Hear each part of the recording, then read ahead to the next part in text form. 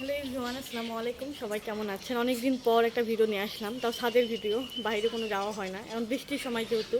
আর আমার কাছে এত এত পেয়ারা, এখন পেয়ারাগুলো প্রায় পচে যাওয়ার মতন, সেই পেয়ারাগুলো পারবো। আর অনেক দিনও ছাদে আসা হয় না। আমার গাছের দেখেন মরিচের অবস্থা, গাছের মরিচের অবস্থা, গাছ একদম মানে লাল হয়ে আছে মরিচ। এখন এই মরিচগুলো পাড়া লাগবে, মানে গাছে আসা, ছাদে আসার কারণে না আসার কারণে একদম গাছের মরিচ পচে নিচে পড়ে আছে।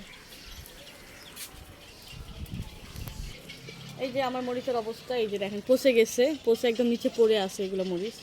ও, এই মরিচগুলো হচ্ছে তোলার কারণে, আসার কারণে ছাদে তোলা হয় না, মরিচগুলো পচে আছে। এখন যে মরিচের দাম কমে গেছে মোটামুটি, তবুও নিচের গাছের মরিচ কোনো সার কোনো পানি ছাড়া, শুধু কোনো পানিটা দেওয়া হয়, তাছাড়া কোনো কিছু দেওয়া হয় না। এত সুন্দর মরিচ, আর মরিচ তোলার কারণে আমাদের মরিচগুলো পচে পচে শেষ।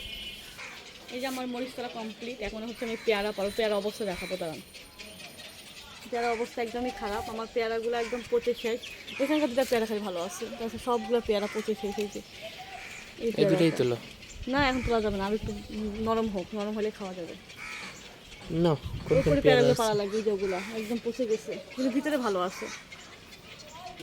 এই যে দেখেন পেয়ারার অবস্থা, মানে এত সুন্দর করে যত্ন নেওয়ার পরও তবে পেয়ারাগুলো একদম পচে গেছে।